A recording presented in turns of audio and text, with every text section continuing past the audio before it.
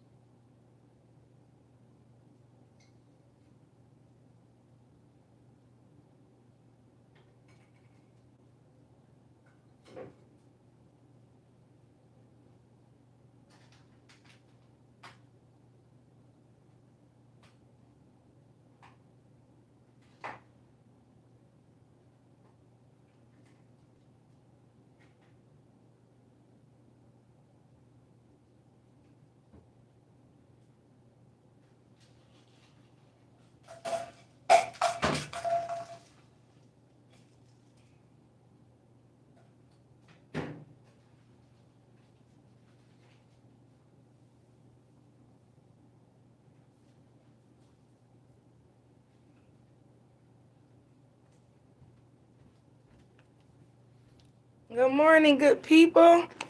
Good morning. I had to get my coffee together, y'all. Y'all know me. Y'all know I be on my coffee. I don't know who up. If anybody up, y'all, hold on, give me 1 second. I'm trying to get everything together real quick.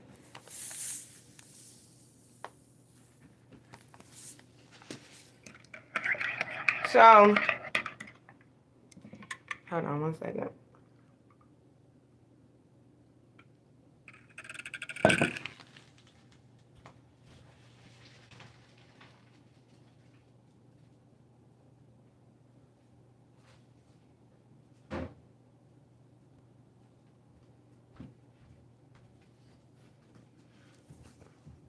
Okay. Let me sit down, y'all. Let me get logged in. Shout out to the early birds this morning.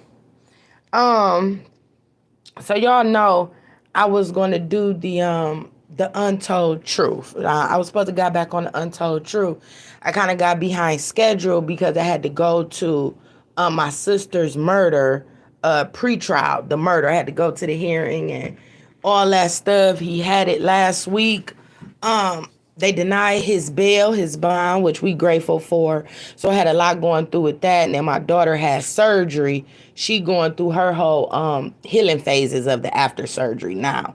So my daughter just had surgery 4 days ago. So it was like stuff back to back with me all October has just been it's been eye opening. It's been very eye opening. And in the process of all that, I think I've pretty much been going through a transformation in my life, honestly. Or when you go through so much, every time you look up, I mean, the whole October, it was just mind blowing. So, with all that, like I said, all that pain I experienced, like we always say, your pain's supposed to pay you. The events in my life that has changed in the last week couldn't be nothing but that man upstairs. So many opportunities has been presented to me. So many people have came to help me out and also motivate me, encourage me, inspire me. And also some opportunities that I only could pray for was presented my way. So with all that pain, most definitely with this pain and this passion, it all has turned around in such good favor for me where I really have to take a look back into my life as I'm going through this transformation and be grateful for what has been presented to me and where I'm going.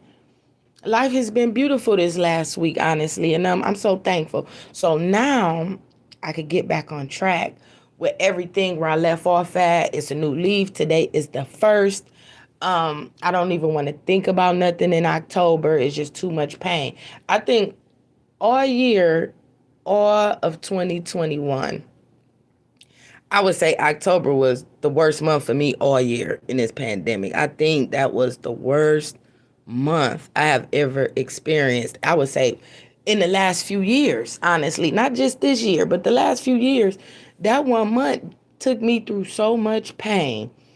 Um, I really can't even express y'all how much it hurted me and how I was affected by the month of October in many aspects in my life. But when you stay grounded, you stay prayed up, and you stay consistent with your plans and your hard work and what you're trying to accomplish, it can't be nothing but good. Long as you don't fold and you keep going, all gas, no brakes. Because these little situations that we go through sometimes is brought to us so we can fold, so we can, as we say, sell out, or turn your back on the people you love when you go through hardship. So always try to remember to just stay encouraged, keep going hard, don't give up. Even when it's tough, you got to find a way to keep going and pick yourself up by your bootstraps. You got to lace them daddies up and keep on going.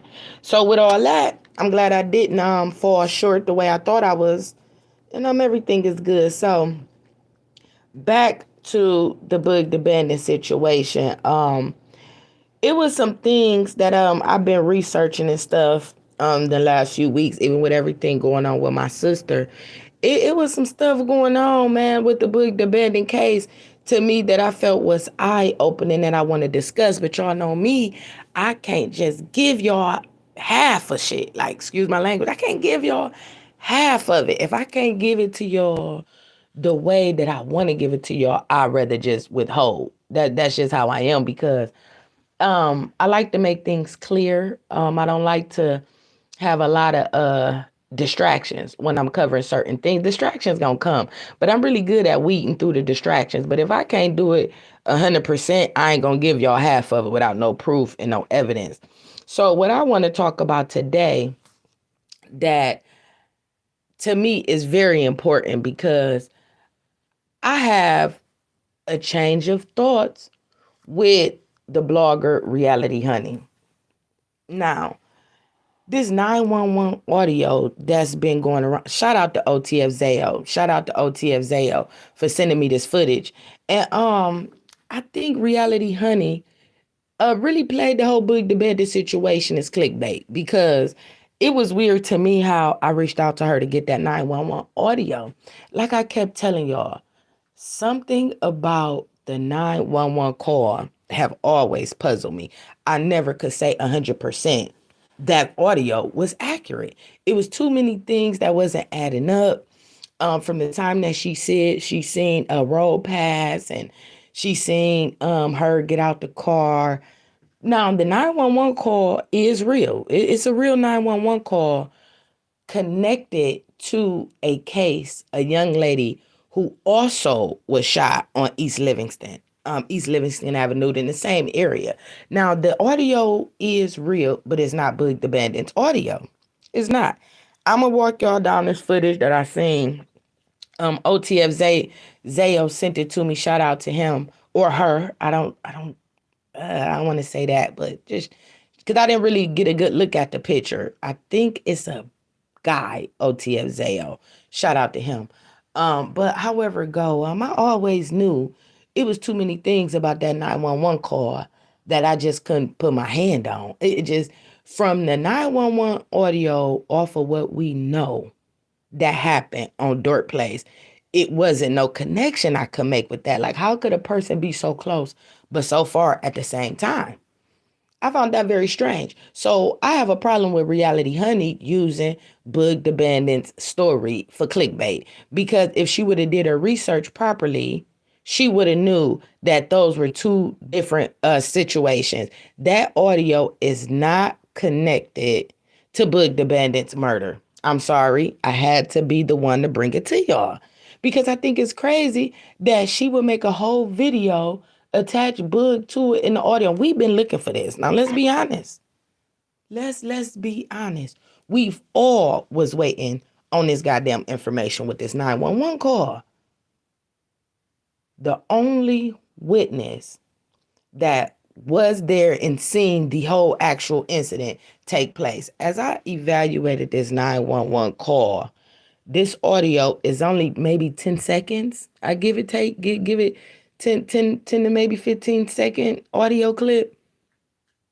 From what the proof I found in the research I have done with covering this story since day one, I could not find no connection with this lady saying she seen her get out the car. She seen her say help. I said this lady came, either she was Mr. Kyson and them people and covering some shit up, or this incident, it just couldn't happen the way that the world want to make it seem like it happened based off the 911 call. How could this lady possibly be two places at one time?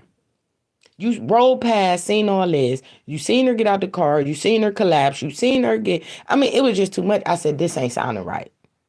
This ain't sounding right. But at that moment, when we first discovered the 911 audio, it was breaking because we didn't have no other evidence or no other witness that could come out and say they've actually seen the incident take place. So I'm going to show the video that I was sent. And I'm going to show y'all this morning. Tonight, a woman is in critical condition after surveillance video shows she was shot in broad daylight in a parking lot while still in her vehicle. And it's a case that's leaving many, including Columbus police, baffled. Good evening and thanks for joining us tonight at 11. I'm Yolanda Harris. Andrew's off tonight. Well, that shooting happened around 7:30 last night outside Fisher's Fish and Chicken at East Livingston Avenue and Courtright Road. And tonight, 10 TV's Olivia Eugenio talked to the owner, and he gave us the shocking surveillance video you'll only see on 10 TV. Calm down. 911, what's the location of your emergency? This was East Livingston Avenue near Courtright Road Thursday night. This person just kept getting shot at. Just hours earlier, closer to 7:30, watch what happened. You'll notice that red car pull up to the right side. 3 people get out of the car, each with a gun, and begin firing. I was driving by and I heard pop, pop, pop, pop, pop. Columbus police asked us to blur the victim's vehicle. She was able to get out her car and I heard her tell somebody, she's like, call EMS, I've been shot. She was taken to the hospital and is in critical condition. Police are guarding her there. I'm going to get her ASAP.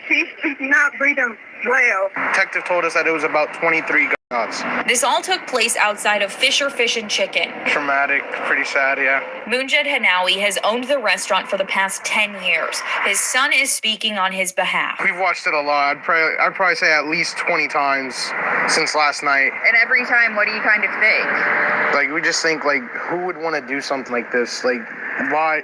Like, just why? Columbus police do not have any suspects. That's the main focus right now. They're hoping someone knows something.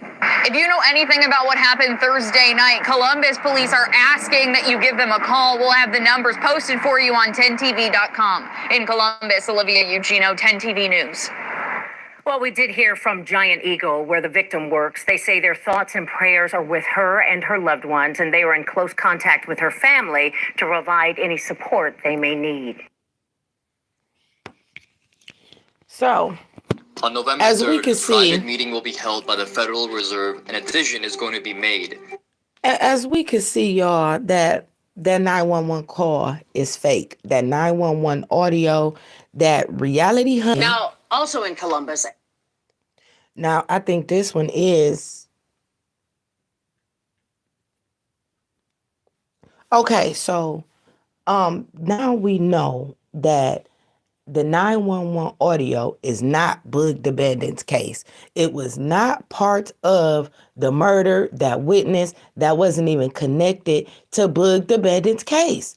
So why would some of these bloggers run with the information like they first one with it? And actually, like I said, that's why every video I put, I always said her name. I knew it wasn't my footage. I wasn't claiming that footage. I said, listen, this is from Reality Honey. She's saying this and that and the other. So I asked her, I said, I need the rest of that audio. Where did you get that audio from? Didn't hear anything back from Reality Honey. Not one email. I hit her up 2 times, even went to her comment section. I need that audio. Where do you get that footage from? Because as much research I have done, man, y'all know how hard I stay on this Boog debating case. We still have Mr. McIntyre still on the run. So, like I tell you, I wasn't covering every day, but I'm going to stay on this case because justice has to be served for Boog the Bandit.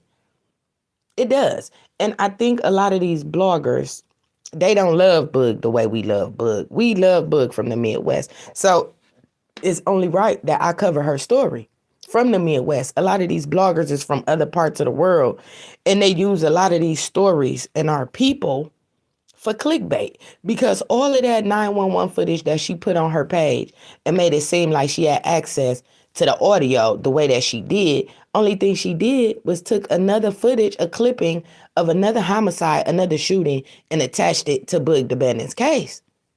I think it's very disgusting. I think it's very disrespectful. And I think it's clickbait. And I don't got no tolerance for that clickbait. Y'all know I don't like that. If you're going to do it right. And with Boog being ours, with her being ours from the Midwest, it's only right that we put respect on her name and get straight to it, because all the stories that I seen about Boog the Bandit case, to me, ain't comparing nothing to my work.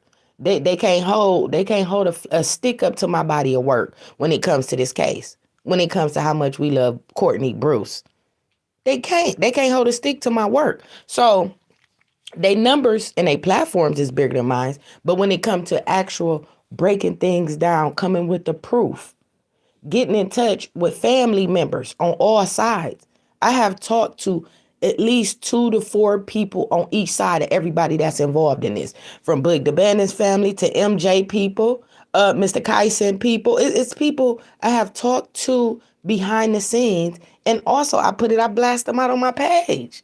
Let's talk about it. Because I feel when it comes to my body of work, I'm untouchable. I do feel like that, especially when it comes to this case. All this clickbait that they doing, I think is disrespectful to a young legend. Courtney Bruce is a young legend. I will always hold her in that standard as a young icon to me. I don't care how nobody else feel, but to me, she is always an icon and a legend. She is a visionary, and she was someone who stood on what she believed in. That's major in this day and age, when you have a young, successful, beautiful talent who came from the mud and almost made it out without selling her soul. She didn't change her looks. She didn't change. I think Boog didn't play the game the way they wanted her to play the game. My personal opinion. I don't think she was a sacrifice. She wasn't on a high enough level to be a sacrifice. Now, could other people have a motive? Absolutely. It's a lot of people that could have been involved. I think a lot of the characters that we talked about is involved. I don't see too many innocent people in this case. I think, my opinion, I think she was most definitely crossed by people she trusted. Whatever the motive was, I don't know if it was the chain, allegedly. I don't know if it was envy. I think it all plays a part. I think all of this was something that was planned. It's proof when the police got Mr. Kyson's phone.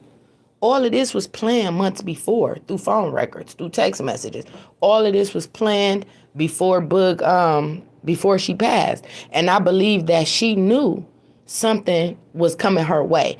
I can't necessarily say, I can't speak for nobody, but I can't necessarily say she thought maybe death was coming, but I think she knew some stuff around her wasn't right and it wasn't adding up. And I also believe that's why she changed her life and when it got baptized and everything else. Boog was baptized 90 days before she was tragically murdered. I think Boog had many gifts. She had many gifts. She had gifts of discernment. She also always spread knowledge. Boog helped so many people around her and inspired so many people around the world. And just how her story is going, I don't think people is really putting the respect on her story the way that it needs to be as a young legend. As a young legend coming from Ohio. She was going to open the doors for a lot of other artists as well. And with that, with her being young and having so much of influence over the culture and where she was from, her hometown, a lot of people was intimidated. They was intimidated by Courtney. I believe they did want to get close to her, but with her being a star seed, chosen one, she didn't allow too many people to get close to her. Just part of her gift. She knew her purpose. She knew her purpose and she stood on it.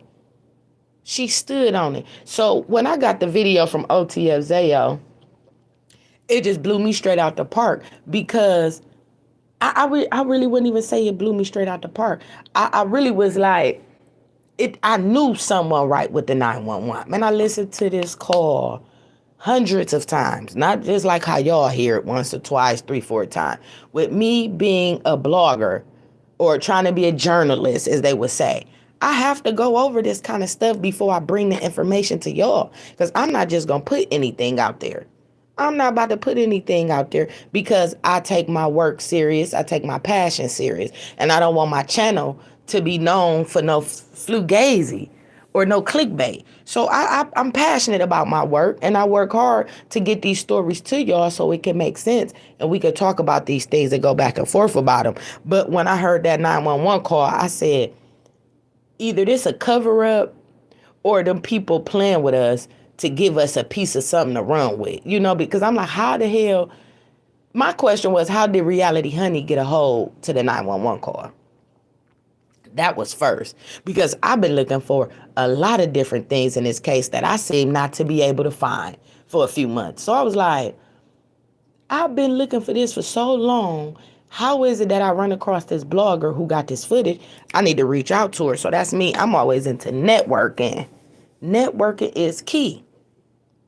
So with me being into networking, I don't really network with too many people who don't hit me back. It's just the way I go about my business, how professional I approach these people. I don't approach them in no kind of disrespectful way or make them feel like I got a motive. I approach people very respectfully and give my contact information to get back with me. So when I knew she didn't get back with me about that footage that I kept asking her about, I said, something ain't right with either Reality Honey, the audio, or this caller can't be connected because it's not adding up.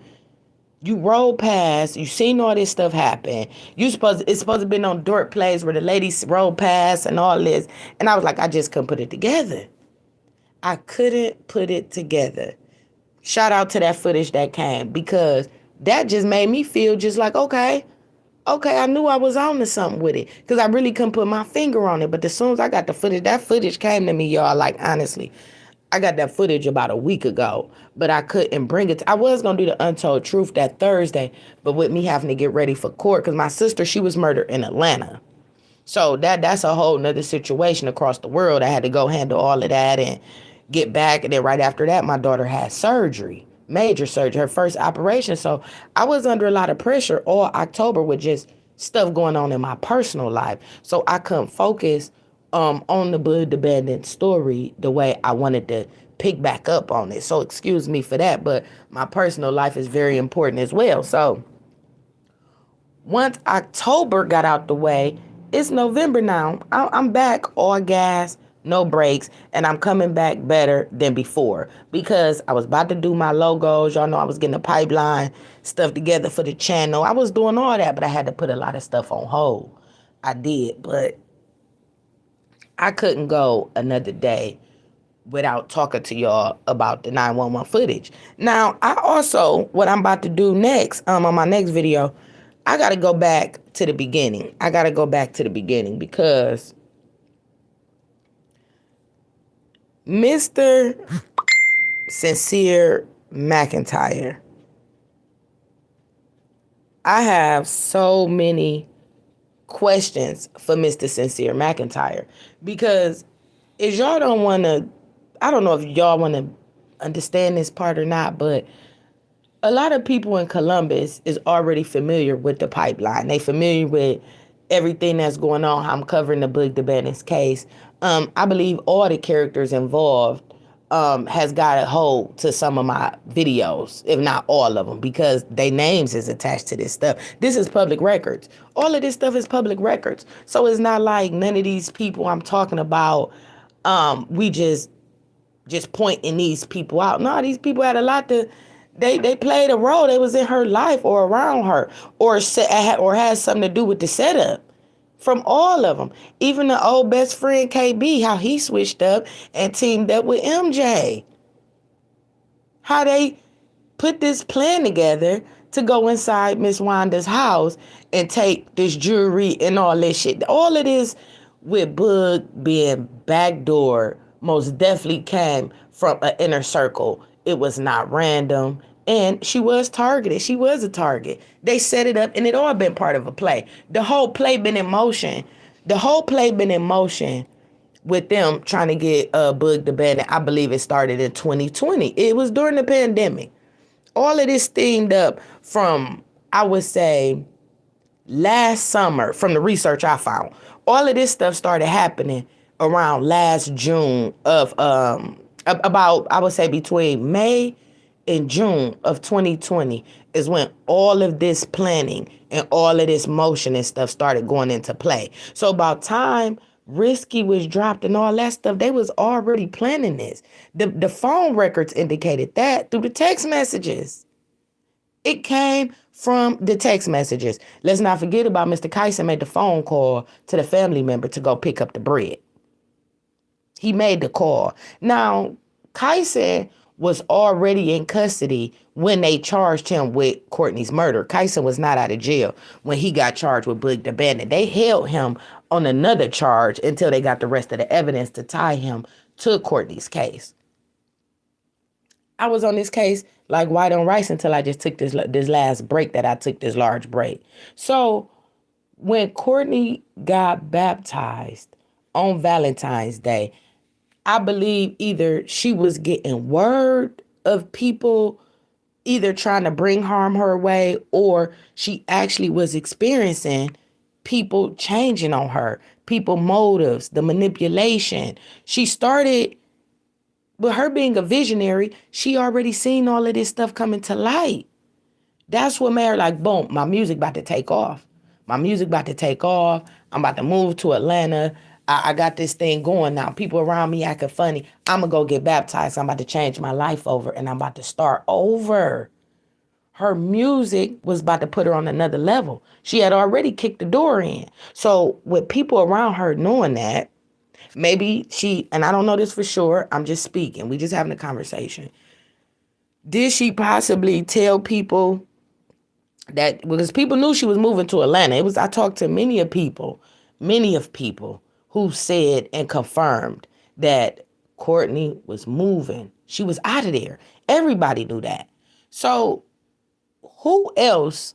And it's just y'all just use your brains. Use your brains. It's free to think. It's so free to think. Who else around her who could have possibly wanted to stop her before she left? They did not want to see her go. Because when they knew she was gone, a lot of people was about to get left behind. This was not random. These just wasn't no little dirty dudes who approached Courtney. Somebody got in touch with them. Mr. Kyson's family and Mr. Williams' family has been on social media. I don't know recently, but the last time I checked, about a month and a half ago, they was back and forth on the internet blaming Kyson for their boys' demises. Who went and got Kyson? Who picked up Kyson? Who got in touch with Kyson? Who paid Kyson to do this work? Kyson went and recruited these little dudes.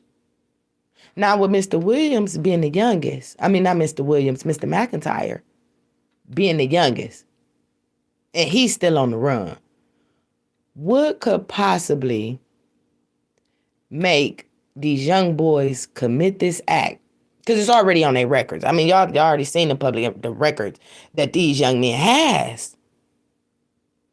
Their records is crazy for them to be their ages. I mean, when I was looking through their paperwork and they court documents, man, it was just, them young boys was crying out for help, but that still don't give them no pass for the heinous acts that they committed. You have to be responsible and held accountable for the acts that you commit, regardless of what lifestyle you live, regardless of what's on your record. They knew how important Boog was to the world.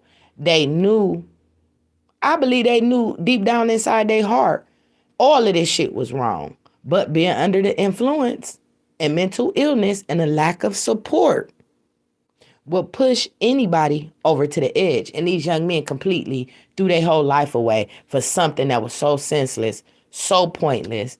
I mean, it was just stupid. Stupid. So we got Mr. McIntyre, who's still on the run. He's 17. Only question I would have for Mr. McIntyre is why? Why?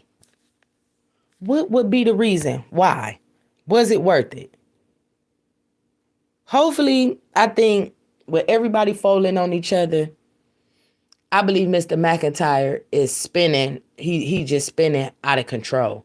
It's not really too many places the young man could go, even though he's not caught, right? We know he's not caught. He's not in custody. He's still on the run. Anybody on the run, that is a very, very stressful life. Very stressful. Very stressful. Only reason why I won't continue, I showed Mr. McIntyre one time. Only reason why I won't continue to show more images of him that I have is because he's 17. He's 17 years old. So with that being said, I'm not going to show his face, but it's all public records. It's all public records. The mug shots, the wanted photos, all of that. You can Google him. The picture's going to show up if y'all don't know what he looked like. So why throw it all away? Obviously, his whole crew rolled over on him. Mr. Kyson then told on Mr. McIntyre. Mr. Williams then told his story. Everybody has rolled over on each other. So what is it that why the world would think like Mr. McIntyre is solid? He on the run. He untouchable. No.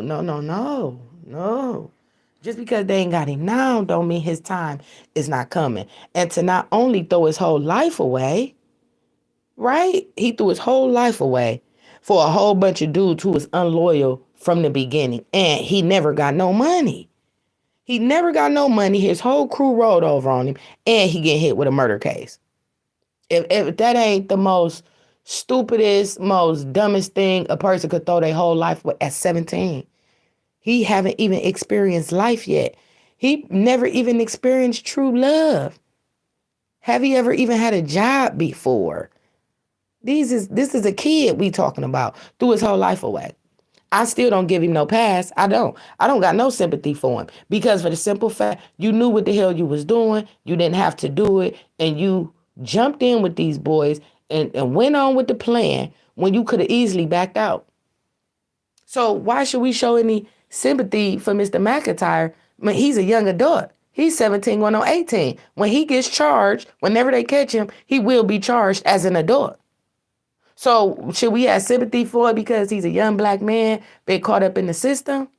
I mean, we can to a point, but nah, not really.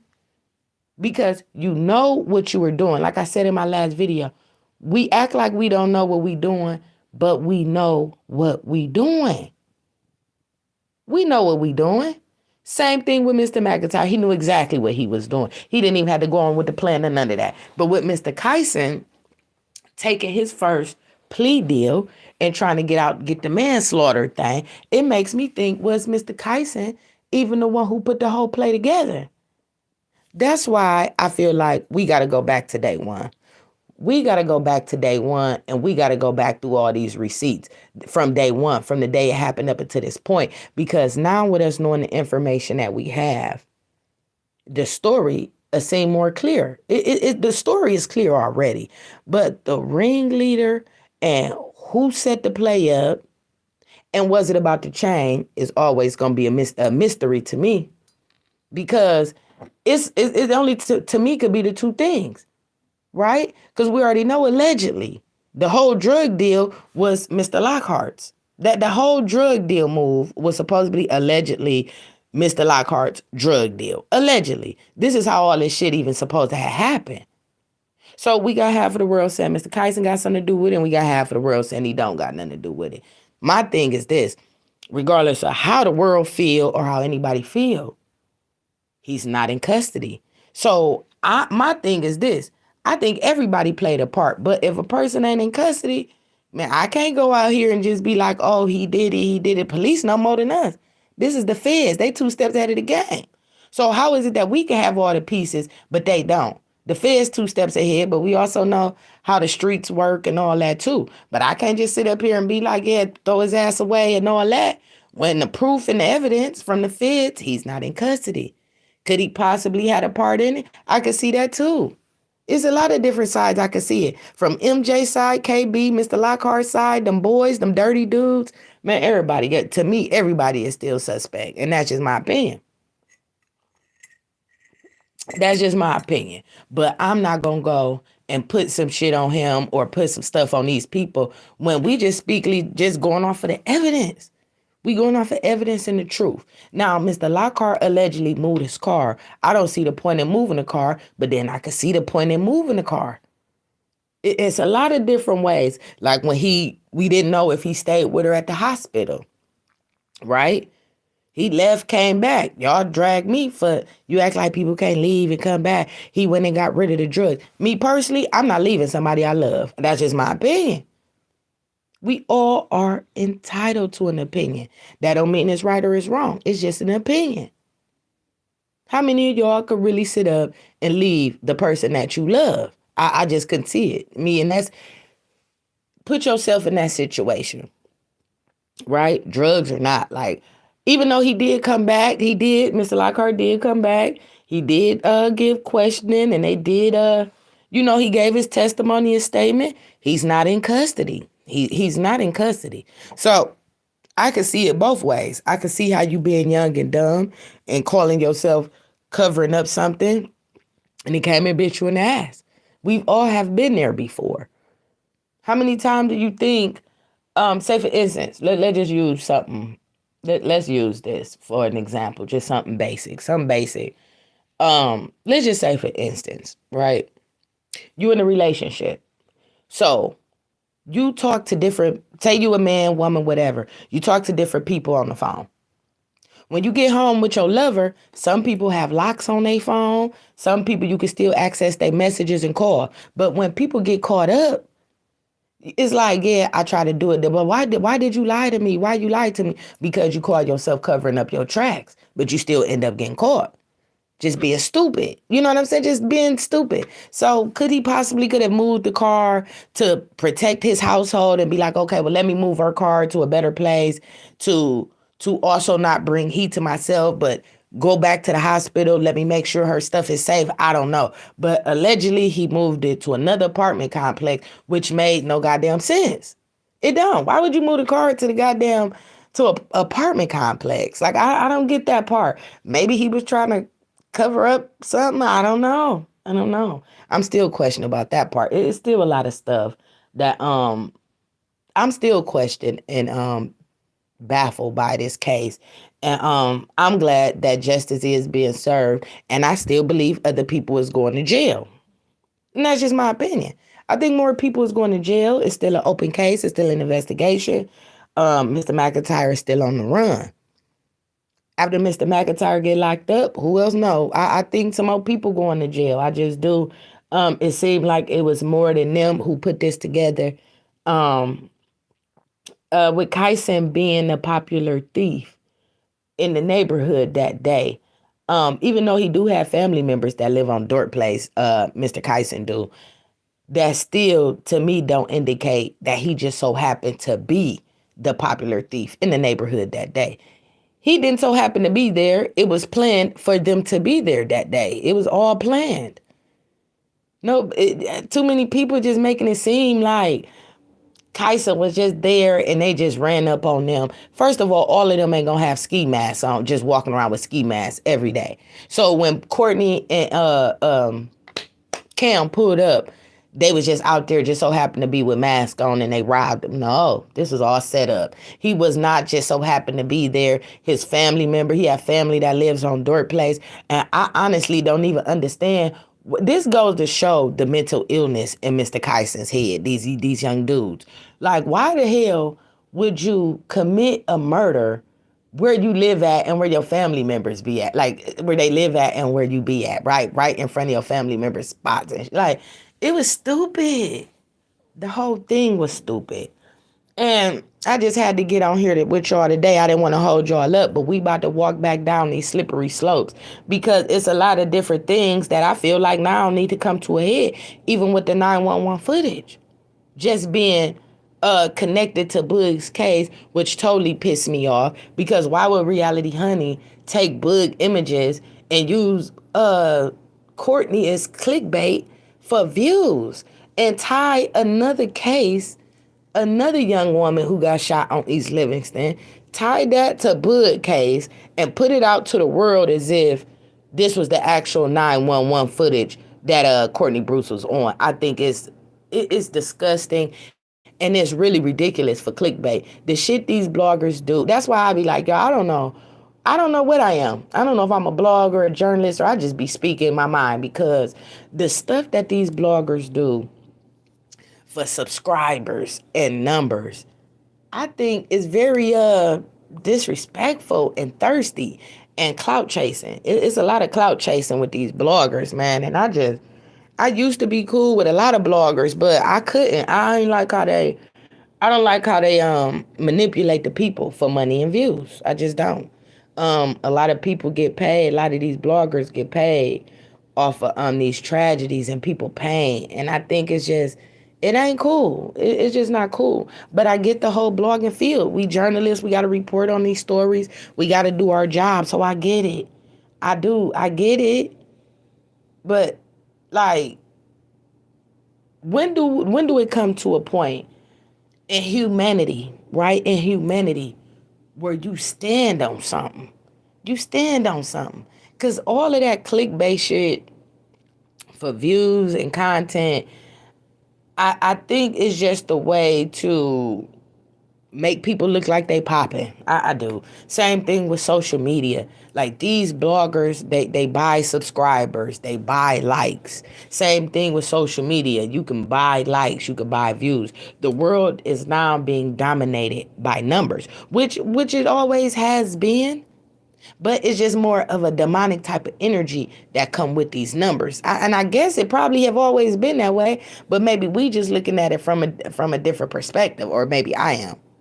It just seemed like this number game. Everything is about numbers. We know the world is ran by numbers, but I try to come to y'all because y'all know everything goes through the pipeline. When I say pipeline, I mean all worldwide issues have to travel through some kind of pipeline. So that's why I'm here, to kind of create some kind of truth and balance, because the stuff that we chase, these numbers, keep chasing numbers and see how far you get. If you live your life chasing numbers and chasing money, see how that work out for you. See how it work out for you. Because most of the time, most people who chase numbers always end up dead or in jail. Look at your favorite drug dealers. Look at all these mob men. Look at Alpo. Alpo just got, rest in peace to Alpo, condolences. Alpo in New York, he was just tragically gunned down. There's nothing promised when you chasing numbers but death or jail. Honestly. A lot of these rappers who be putting on all this music and all this money, how is it that we come to a time now where all these artists is just getting all this money all of a sudden? But then you hear them getting caught up in all these drug rings. Look at Fetty Wap. Fetty Wap just got indicted and went to jail on a mass drug ring attached to a CO and 6 other people. Look at all of this. All these rappers, all this number game and this manipulation, it will cause you to go off the deep end. And I need people to know you do not have to chase numbers, because when you live right and do right and treat people right, the numbers gonna come. The numbers gonna chase you. You ain't got to chase it. You ain't got to chase it. Do your due diligence in life. Man, you treat people right, man, you live right, you stay grounded, and most of all, create balance. Create balance in your mental space and create balance in your personal life. Because once you do that, the door of opportunity will open. You do not have to sell your soul, and you do not have to be on social media and these YouTube platforms degrading yourself for content, for subscribers and views. It just don't work that way. The world like chaotic. The world, we love drama. We love chaos. This world is a world driven by chaos and confusion. Even before Christ, if you go back even before Christ, it have always been ran off of chaos, the United States. And for some reason, our people, we are attracted to chaos and drama. And that sells. Chaos and drama sells just as much as sex sells. So here you come with a person like me trying to break the mold, a person like Boog the Bandit, all these beautiful people who are visionaries and chosen ones and star seeds. We always try to come and break the mold. And that's what makes us great, because most geniuses aren't normal. Most visionaries aren't normal. So a lot of people will look at people who trying to break the mold as weird, because you're not going along with the agenda. I'm going to tell y'all about another artist that I was checking out the other day that the world, to me, has slept on for many years, who didn't sell his soul, but ended up getting caught up in the end, just A.R. Ab. A.R. Ab from Philly, I think he's another, I think A.R. Ab is legendary in his own way. And I think with him not going with the agenda, or being one that they can, I think they wanted A.R. Ab to sell out. And with him not selling out, I think it caused him to go into depression and also put his back against the wall, which caused him to go back into familiar territory, which ended up causing him to be in the situation that he is now. But A.R. Ab is another one, to me, that broke the mold, who wouldn't go with the agenda. He was very outspoken and very brave, talented, very talented as well, A.R. Ab. And I would have loved to see his outcome without no support. You know what I'm saying? For instance, it's a lot of artists that I think are great, but when they don't sell their soul or go with the agenda, it's very difficult for them to break into the industry. I think in a way, Boog the Bandit situation was like that. Even though as talented as she was, I think Boog didn't want to play the game. I do. Just from following her work for so many years and the beliefs, that the things that she believed in, Boog just wanted to be great and make music. She didn't want to go with the agendas that I think these labels or certain people tried to put on her. I don't know if it was forced, but I would say Boog just, I don't think she wanted to play the game. I think she knew as a visionary and a creator that she was going to be great with the music or without the music. And I'm going to be honest. I haven't seen a young woman like Courtney Bruce in so many years that have so many gifts and creative talents. You couldn't put Boog in no box. Whether she was going to do music or not, she was still going to be successful in whatever endeavor she dabbled in. And I think with her knowing that about herself is what caused her not to play the game. I do. I think she knew she was different. She was very different. It's not a mold you can put her in. She was a writer. She was a model. She knew how to do hair, music. I mean, Boog was very, very great. And I will always love her. And I will always, even though me being older than Courtney, I would still always admire her. She was so much motivation. And if more young women tune in, because it's not about her lifestyle or whatever sexual preference that she was attracted to, that don't matter. I think people just try to put stigmas on certain people. And when they great, it don't matter what stigma you put on them, they still gonna be great because God has created a lane for them regardless. And she just went back down. Boog wasn't going to back down from nothing. She stood on what she stood on. And I believe that's what make her great. And that's what make her iconic. And that's what make her a legend. Even after life, she's still being talked about, even after life. Her music will still go on. This is what you want to create while you live in this thing called life. You want to create something legendary for people to talk about you after you done with this thing called life. Even your kids, you want some of your kids can fall back on. Everything you do in life, you should be wanting to leave some kind of blueprint. You should. You shouldn't be, nobody should just be out here just living just to be living. You shouldn't. Every day you should wake up with a purpose, with a goal, and you should try to do whatever it takes to achieve those goals. Even when people don't support you. Don't matter, because what God have for you is for you. And that's nothing that nobody can take. So, y'all stay tuned. Thank y'all for coming into the live. Good morning. Hopefully y'all had a great weekend. Y'all know how I'm coming. It's Money Mondays. If you want to get back with me, email me pipelinenews2020@gmail.com for any discussions, any information. If you want to send me videos, proof, new topics to talk about, y'all could do that too. Do me a favor, hit the subscribe button on your way up out of here. Hit the like button. Hit the notification bell for me so every time I drop, you'll be the first one to get it. I'm out of here. Until next time.